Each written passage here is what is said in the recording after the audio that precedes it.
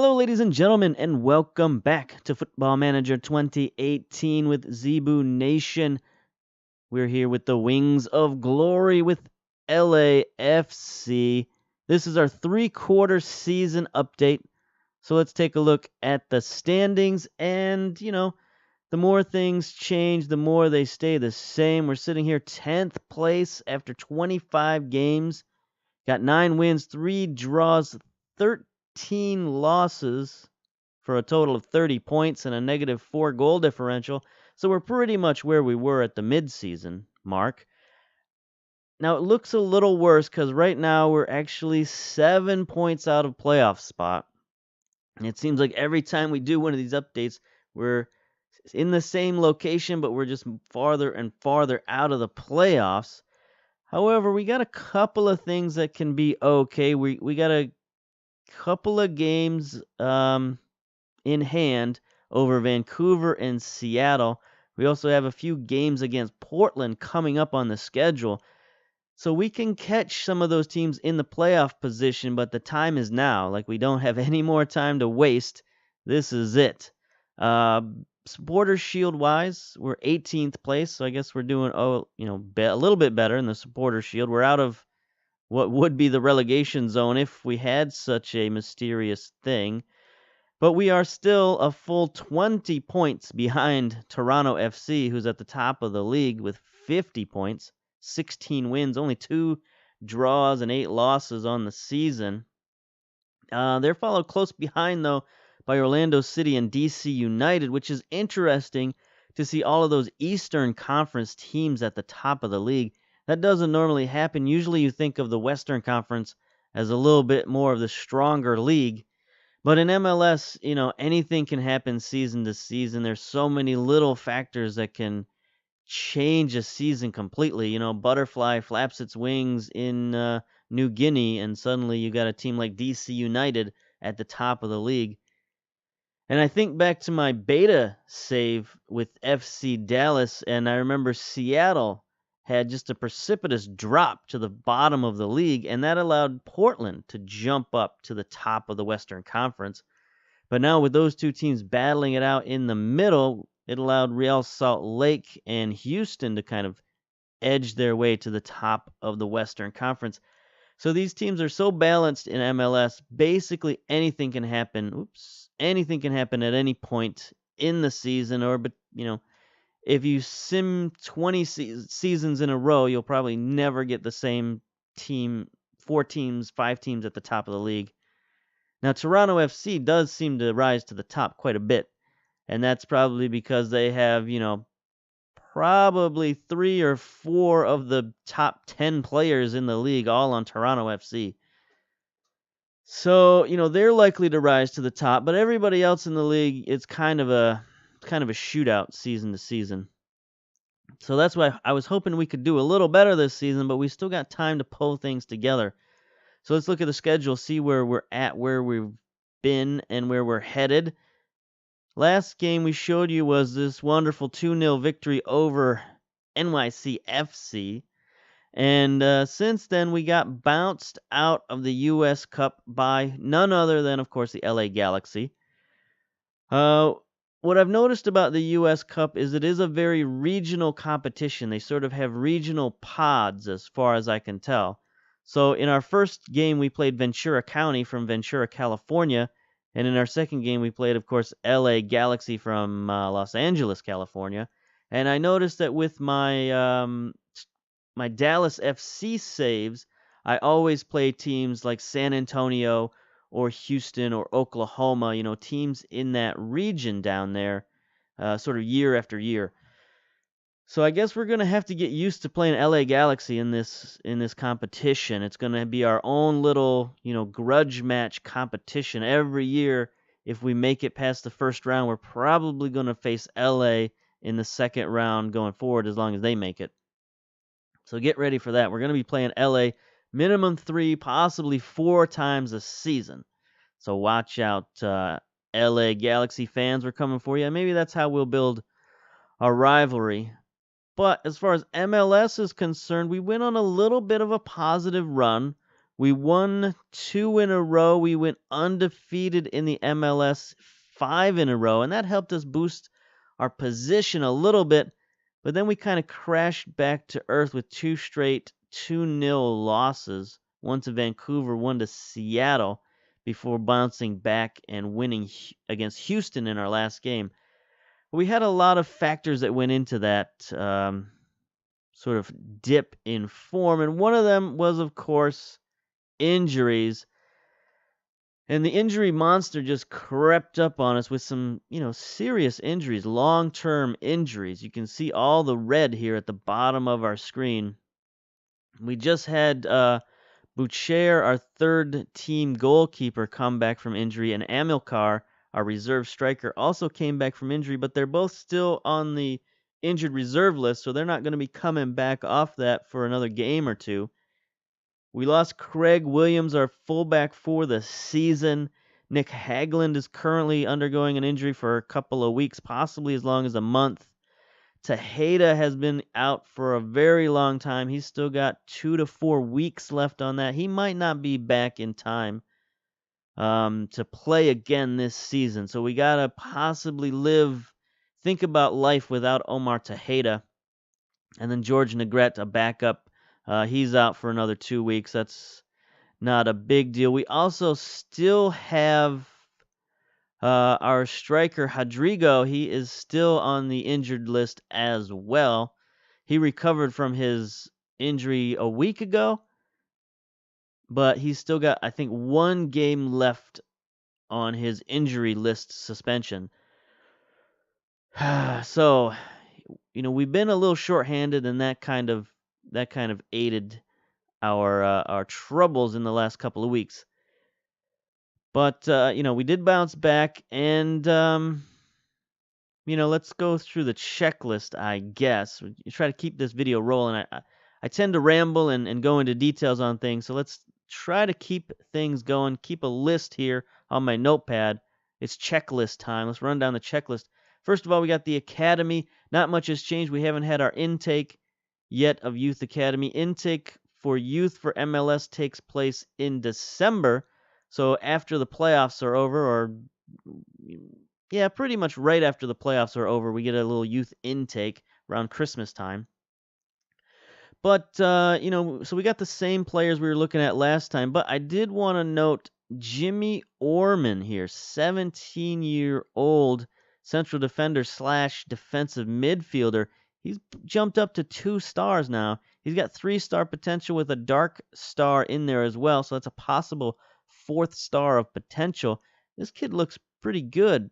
The fact that he is improving, the fact that he's got an ambitious personality, I think we're going to sign this guy in the offseason because he'll be 17 years old, going on 18. So we want to sign them before they get 18, because once they reach 18 years of age, they leave the academy and they become a free agent, and anybody can sign them. We don't want that. So we want to sign them before their 18th birthday, because we own these dudes. These are our guys. Nobody from MLS can sign these guys without our consent.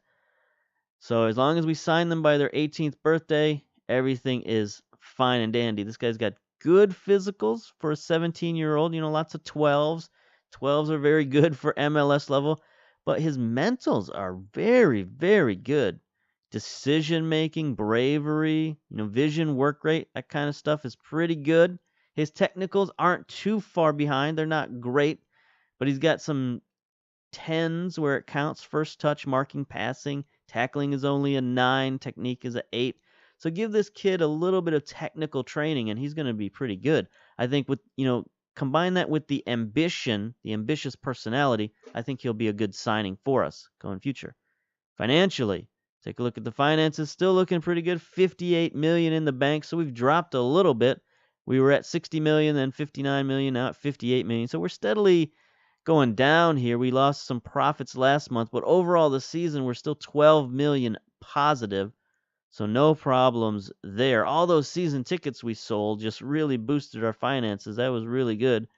And speaking of that, with all that positivity and financial success comes, of course, job security from the board. We were sitting at 63%. It's very good. They're very pleased with our overall leadership of the team.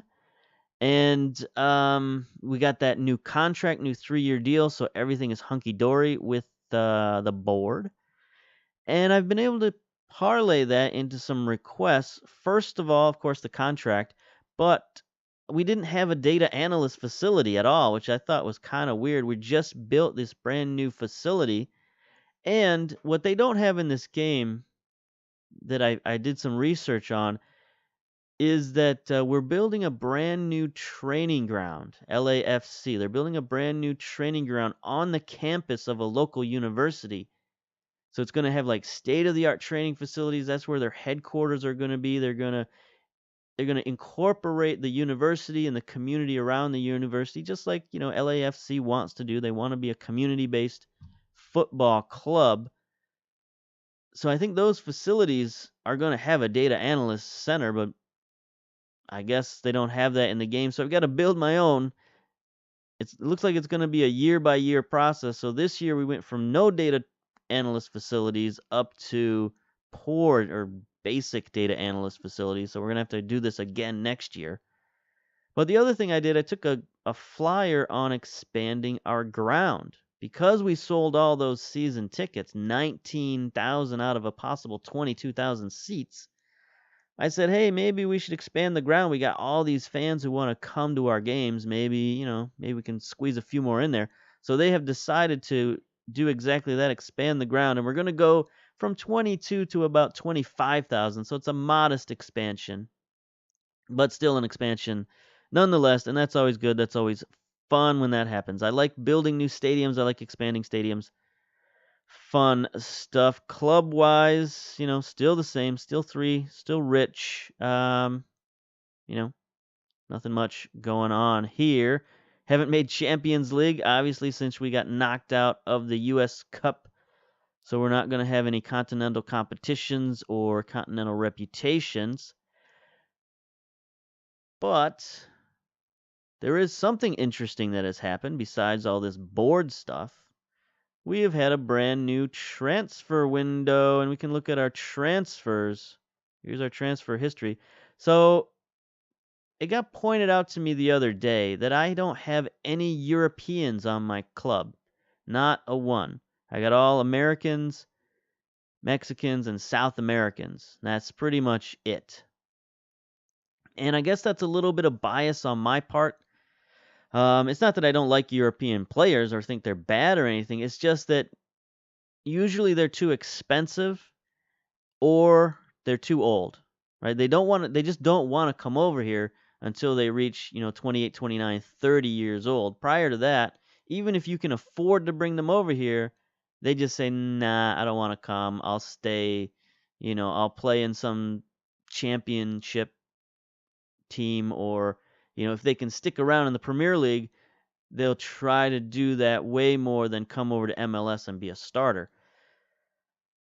So that's one reason why I don't pick up many European players. But the other reason I don't pick up many European players is that we don't have a lot of the same transfer windows, especially at the preseason. I mentioned this before in my previous videos. If you watched the FC Dallas beta save, MLS has a much different transfer window than most teams in Europe, especially the big leagues in Europe. So the only time you can really transfer and trade with those teams is right now during the summer transfer window in July, which is what I did. I went over to Chelsea. You can see down here at the bottom of the screen. And we went out and got Michael Hector for $2.6 million. Central defender. Look at this guy. Pretty good. 4 stars, 18 jumping reach, 17 strength. He's 6'4", got 16 pace. This guy's physicals are out of this world. Determination, very good. Bravery, very good. Heading, marking, tackling, definitely up to the standard of MLS, no doubt. Especially his tackling, 15 is really good. 14 teamwork. This guy's got it all. So to bring him over here for just under $3 million and then, get him on a designated contract for $1.47 million until the year 2022. We've signed this guy, sealed him up until his 30th birthday. So we're looking pretty good. But even though we did sign him from Chelsea, he is not a European. He's a Jamaican. So we reached into Europe and pulled out somebody from the Caribbean. So I guess we still have no Europeans on our club, but that's sort of the luck of the draw. Because it's not like we didn't try. I went out and tried to sign all kinds of guys for all kinds of money, but they just didn't want to come. Even some Americans that are playing over there in Europe, I tried to sign them and they didn't want to come back home. So I don't know. The MLS stigma, it's still there, unfortunately. Now, one of the things that allowed me to go out and get Michael Hector, or the thing that allowed me to go out to get Michael Hector, was we lost Hector Villalba to the Pumas in the Mexican League for $6.25 million, a possible $7.5 million. There wasn't a lot I could do about this. I didn't really want to trade Villalba, but getting rid of him at the time wasn't the worst thing in the world because we had so many players who could play on the wings that losing him wasn't the worst thing in the world. But, once Pumas made a bid that was $7.5 million or more, we sort of had to let Villalba go. I could have held out for one more negotiation, I think. Villalba wanted, when he learned that the Pumas were coming after him, he kind of wanted to go. But he had the release fee clause of $7.5 million. So once they matched that, we kind of had to let him go, even though we could have, I think, held out for one more because it's only a possible 7.5. It's not a for sure 7.5, but still, it just wasn't worth the headache to mess with our team dynamics and have all that sort of hanging in the balance. So we lost Villalba. We gained Michael Hector, which I think is something I needed to do anyway, balance the club out a little bit more. We had 3 designated players in the attacking third of our club, and none, lower than that. So, to now have a central defender who's one of our best players, that I think balances out the club a little bit more, and lets us play some more balanced soccer. The only other moves we made, we sent Guimaraes out on loan, we sent Atim out on loan, and also we made a trade. Very interesting. I feel like I overpaid for this guy, but maybe not. So Sporting Kansas City was shopping out Juan Roa. He wasn't happy, I guess, playing at the club, and they were kind of looking at loans for some reason. Maybe they couldn't sell him for what they were asking for. So I sent a trade offer, a first-round pick and $500,000 in allocation money, which is kind of a lot. We had $1 million left over, but a first-round pick is very valuable, and $500,000 is the most you can spend. So I sent that. I thought maybe it's a little too much, but they accepted it, and MLS valued this package here at $1.5 million. So that's pretty good. So let's see what $1.5 million buys us. It buys us a 4-star right back, 27-year-old Colombian, of course, another South American. He's valued at $2.9 million, so I guess we kind of got a bargain at $1.6 million. But look at this salary. $80,000 a season is all this guy's making. That's peanuts, man. That's barely over the minimum salary, which is like $75,000 for a senior minimum contract. I mean, $80,000 for this guy. We got him till 2020. He's a 4-star guy. He's got crossing, corners, dribbling. His technicals are very good for this level. Mentals are very solid. Even his physicals are very good. I think what keeps this guy down, I think what makes him sort of a bargain player is that he's only 5'7" and he only has 6 jumping reach. And he's more of a wingback than a fullback. But he can play fullback pretty fine. He's okay. And all those other skills just make him, a really, really talented player and technical player. So I think we've really improved our team in this little off-season window of July. And now we've moved into August. So, things are looking good. Things are looking good. So let's get to today's matchup. We are playing against Portland, and this is very important because, as I mentioned, Portland is just one of those playoff teams that are holding on, and we've got 2 chances in the schedule coming up to beat these guys. So if we can beat these guys and gain ground, we can gain 6 points on Portland. That could put us right up in there next, close to a playoff spot. So we definitely need that. Let's go to our team selection here versus Portland. And this is the formation we're going with. I've tried some other formations, some other things, but because of all those injuries, right now this is what we got to go with. We finally got Carlos Vela back from our injury. He got injured you saw in the first game of the season. No, not the first game of the season. His first good game of the season. He had a hat trick and then immediately got injured. So he's finally back. He's played, 1.5 games for us, and we have to continue to play him at striker because of all the injuries we got to strikers. But after this game, I think we should have some players back. I think Amilcar and Rodrigo should both be back after this game. So my plan is to move Vela down to his more natural position, which is inside forward at the right wing. And then that'll allow us to send our new fullback, Roa. That'll allow us to send him forward on the attack and have a real nice duo and combination out there on the right-hand side. As you can see, we formed a combination on our left-hand side here with Romney and Covea.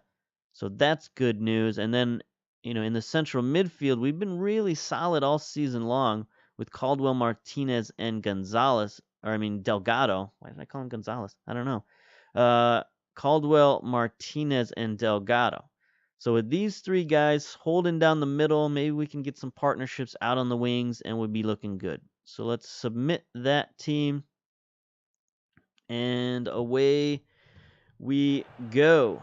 So, of course, we got Stefan, we got Hector, and Roa, our new men on the defense, Watson, Romney. On the other side, on the left side of defense, no problems there. I mentioned the midfield. I mentioned the strikers, the forward players. Let's go. They're running the same formation as we are. Let's see, who do they got up there? Their top 3 are very dangerous. Darlington Nagme, Blanco, and Adi. Those 3 guys, are very dangerous, as is Diego Valeri. So Portland is a talented team. We're gonna play counterattack against these boys, and we'll do the team talk real quick. Let's see, what can we do? Let's give the fans something to cheer about, I guess. Let's go pep talk. Anyway, tunnel. Streko Bajic from ESPNFC.com approaches us in the tunnel with the wrench. Let's see. The absence of Nick Hagelin is sure to be felt. How will you be without his services? Yeah, Hagelin came to us. He was worried about our new signings, and he's like, hey, both these guys play my positions that I play. Are you trying to get rid of me? And we had to have our leadership talk to him and say, like, forget about it. So Hagelin is, a little worried about playing time. But, of course, he immediately got injured. So, anyway, we've looked good in training. Can we expect attacking focus? Nah, not really. My job is to win soccer. All right, here we go.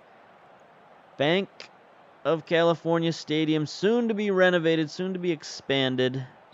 I would really love for them, next year to have all the crazy stuff in this stadium, to have the lounge chairs and the waterfalls and the pubs and all that kind of stuff.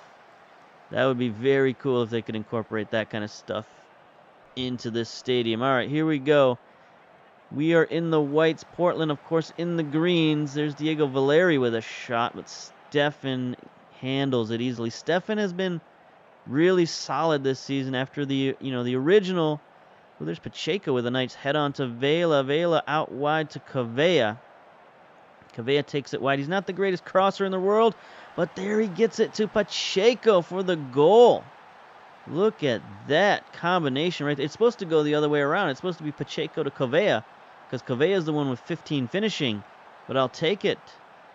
The wings in white scoring a nice home goal. Pacheco starts the attack with the header and then finishes it on the cross. There's Covea and another header.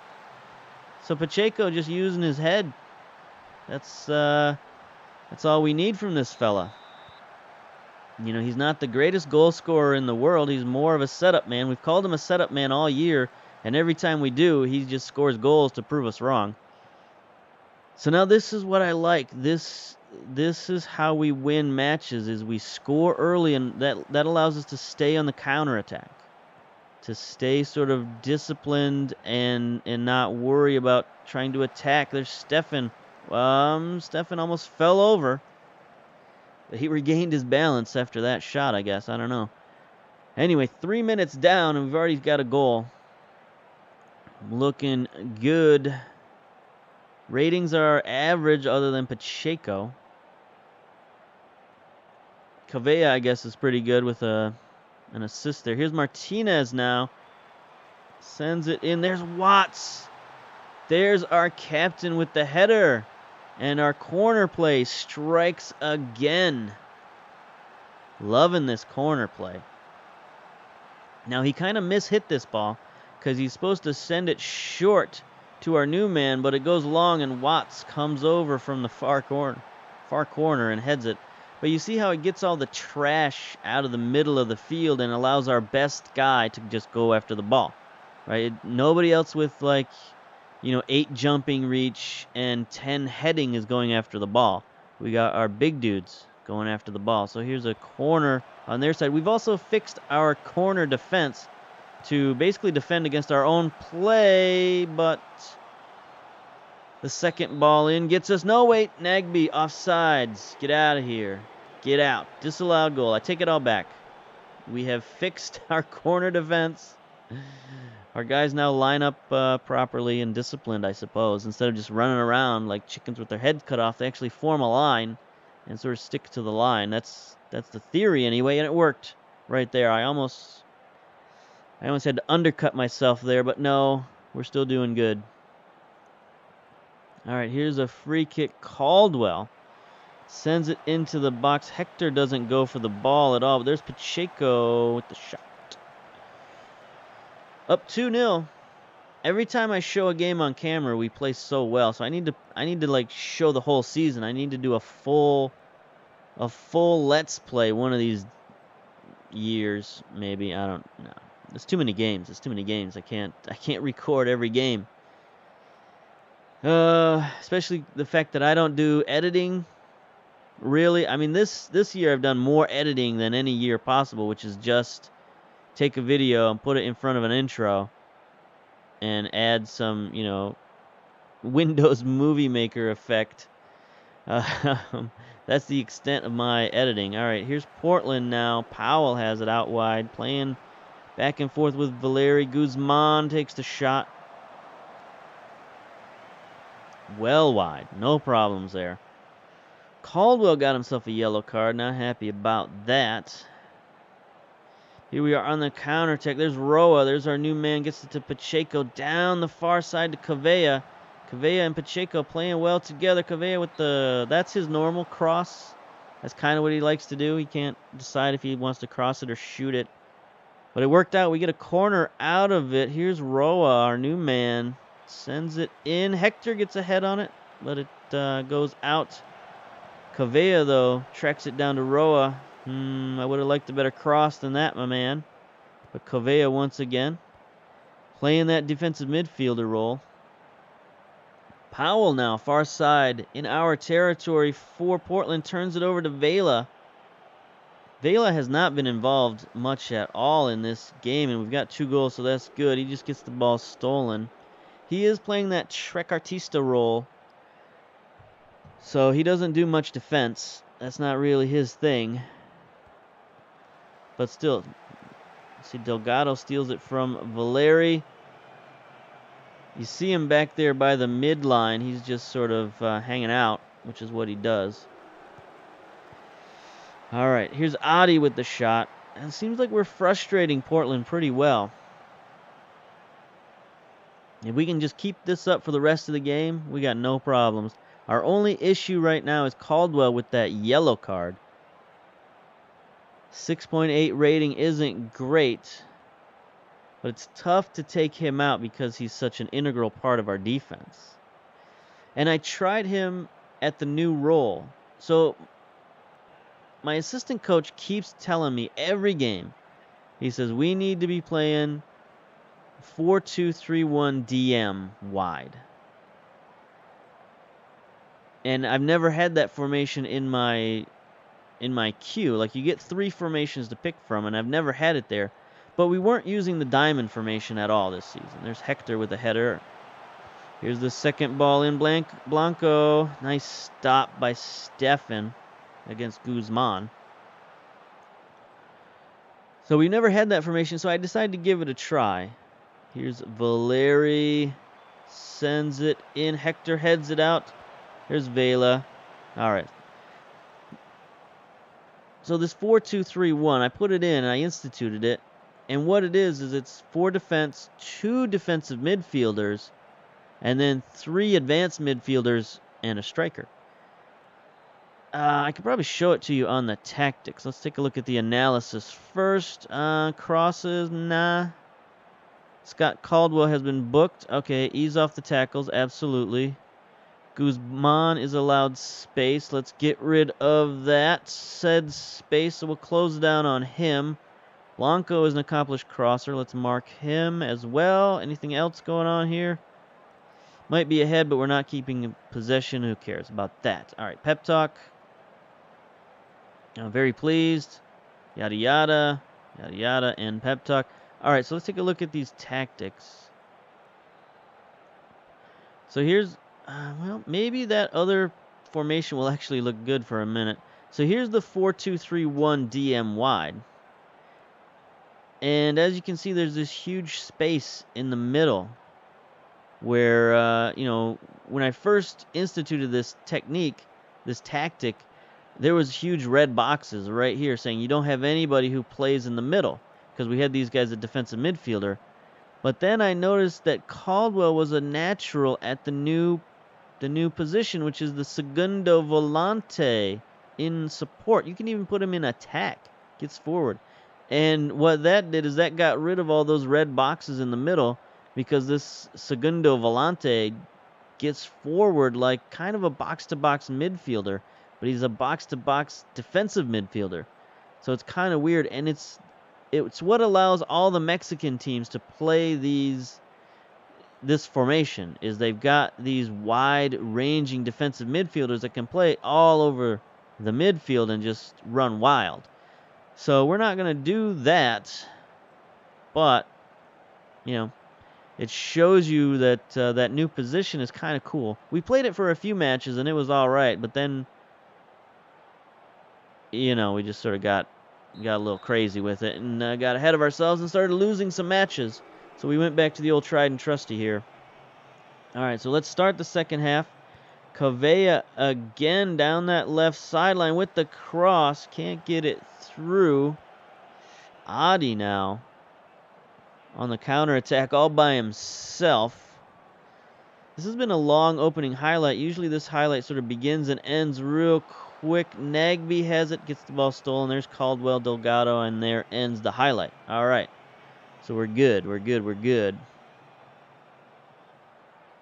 Getting lots of shots from number 20. All right, here's Martinez on the corner kick. Sends it up. Here's Watts again with the header. Again, the corner goes a little bit long, but that's okay because we got Watts sitting there on the other post.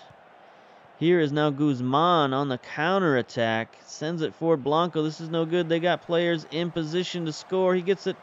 Bad cross, and Stefan sort of, you know, makes the stop, I guess. I was a little less confident than I would have liked, but at least Nagby didn't follow it up. Here we go again, blasting it downfield. Caldwell, don't get a yellow card, my man. We're going to have to take him out probably at the 60-minute mark. There's a missed tackle and a cross. Stefan has to just punch it over the goal. Got to watch for those long crosses. Hopefully our central defense now is shored up that we won't lose those crosses. There's Watts. Easy on the defense. Now that we're covering up that short corner, that was the key to that defense. Number 1, cover the short corner. Number 2, put a striker out at the semicircle at the top of the 18-yard box. Is that what they call it? Anyway, put a striker out there so that they don't get that second attempt so easily. Here's Blanco now. There's a shot. Wow, I didn't catch that name. Was that Secunda? No, Sarkody. Don't recognize that name. I'm not familiar with him. Roa now has a yellow card. That's not good. Here he is on the corner from the near side. He just blasts it right into Adi's forehead, who heads it out. But Roa tracks it down, gets it to Hector, who's sort of running back to his position. Delgado now resets the offense to Cavea. Gets pushed around, but no yellow card.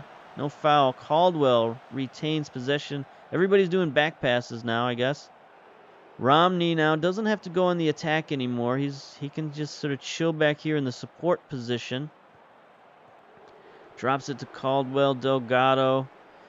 Our offense looks a little shaky right now. Portland's putting on some pressure. Vela gets it forward to Pacheco. He gets his second goal of the game.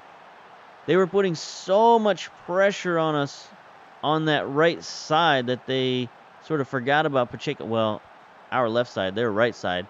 Anyway, their men were so stretched out here on this side of the field that once we reversed field here, Vela, we got a one-on-one matchup with Pacheco, and he just beats his man to the back post and then beats the goalkeeper for the finish. Again, he's our setup man, showing us off that he is a finisher too, with 2 goals and an 8.8 rating. 3-0 over Portland. I don't know where this form goes every other game. It's like we beat people 2-0, 3-0, and then the next game we can't play. And Portland's a playoff team. It's not like they're some scrub team. So, yeah, maybe we're a playoff team too. That's what I've been trying to get to all year long. Nagby, his cross is not very good. And we're going back to this screen, this is kind of what we want to see for the rest of the game. All right, let's get rid of our yellow cards. Marky Delgado just got a yellow card as well. So, how do we play this? Roa on the right-hand side. I was going to bring Delgado into the right-hand side, but he just got a yellow card himself. So that ain't going to work. I guess our only option there is Chavez, who's not a great option, but he doesn't have a yellow card. So we'll put him in there. And it'll be tough to give up 3 goals. So then we can bring in Alash at defensive mid. And I guess we could bring in either Fernandez or Marias. Either one. I guess we'll bring in Marias. He's not really a ball-winning midfielder kind of dude. He's more of an advanced playmaker, so that means we can drop Martinez, who's much more versatile. We can drop him back to a center mid in defense, right? And no, support, I guess, is what he's best at. So our midfield is going to be a little bit lopsided here, a little bit wonky. But we do have the defensive midfielder back there holding things down. So that's good. All right, so we get rid of all the yellow cards. Yes, defensive midfielder. The 3 changes. Nothing ever goes wrong when you make 3 changes in the 66th minute of a match. Nobody ever gets injured or gets a red card or anything like that. Never happens. All right. So let's just finish out this match in style. Sarkody with a yellow card, because they got to come after us. Like, we don't have to go after them. We don't have to be, like, hard charging. Here's Gleason with a free kick for Portland, or a goal kick, I should say. Watts heads it down. Valeri gathers it in for Portland. Gets it across to Nagby to Blanco. Blanco takes just a ill-advised shot. I don't know if that was supposed to be a through ball to one of the attackers, but Did not come out that way. How's Portland looking rating-wise? Not good at all. They just made a substitution there. Lopez in at the central mid. Valeri's looking real bad. Their defense is looking real bad. Wenger, Sarkoti, Mabiala. Even Blanco's not looking very good with a 6.6 ratings. So we're definitely outplaying them all over the field. And I think we're just going to see a bunch of this here for the remainder of the game. I guess I should have saved that little anecdote about our new formation for now, when we don't have much to talk about. So going forward this season, it's all about making the playoffs. Even if we just make the wild card round, even if, we get knocked out in the first round, just getting to that point, making the playoffs will be very good for this franchise, very good for the fan base. That's what everybody in American sports wants, is just make the playoffs. Look at this, more yellow cards. Chavez comes in, already gets a yellow card. Romney, come on, boys. Do not get thrown out of this match. I will not be happy if that occurs. Yeah, it's all about the playoffs, and if we can make it there, that'll be a successful season for our first season. Same thing happened to us with FC Dallas. We struggled at the beginning, tried to get our team, cohesion together. Oh, that's something I didn't look at in the preview, is I didn't look at the team cohesion. But it suffered for a while there when we started adding and subtracting players. Our team cohesion took a hit. And that might have been another reason why we lost those games, not just the injuries, but also the hit we took to team cohesion. But now it's back up to average, and we still have a lot of players supporting us as coach. We don't have anybody against us. Nice stop from Stefan. They get a corner out of it, but he's trying to save that clean sheet. There's our striker at the top of the box. He now prevents them from getting that reset of the offense. It's very key to put that guy up there. If you're gonna add some kind of corner defense, I would say put your central defenders at the posts minimum. Minimum if you do nothing else. Put your 2 central defenders to guard the short post and guard the near post. Not inside, not where this guy is, but here at the corner. There's a command there. It's like guard the near post area, something like that. So do that. Have one guard the near post, one guard the far post, and then put a striker or somebody, a midfielder, anybody really, defensive mid, whoever you want, at the semicircle here at the top of the 18-yard box, and that will stop a lot of problems right there. All right, so there we go. 3-0 full-time victory. That's pretty good. Take a look at the analysis here, match stats. Again, we saw these ratings earlier. Pacheco, not surprisingly, is the man of the match with 2 goals and a 9.0 rating. Martinez playing well, our number 1 draft pick, 8.3. Romney playing well. Our whole defense played well. Chavez came in and didn't play so well, but he's still a 19-year-old? 18-year-old. He's still a youngster. He's still got a ways to go. But Hector and Watts, hopefully they can gel into some kind of partnership there on the back line. Romney and Roa as well. Roa, he's got some work to do, but we're going to be asking a lot of this guy, so he might struggle a little bit. Anyway, ratings, rankings, all that, real good. Heat map down that right-hand side, going to Pacheco, all over the place. They had a lot of possession. It's kind of strange. I guess we were on counterattack. So that makes sense. Anyway, dressing room, team talk. Good win, boys. Well done. Yep. Leave the match. Let's get out of here. So we got San Jose coming up next. Pacheco puts on a classy performance. That is true. Let's praise Pacheco. All praise Pacheco. You were superb in front of goal. He now is exceptional. I appreciate that. Thanks.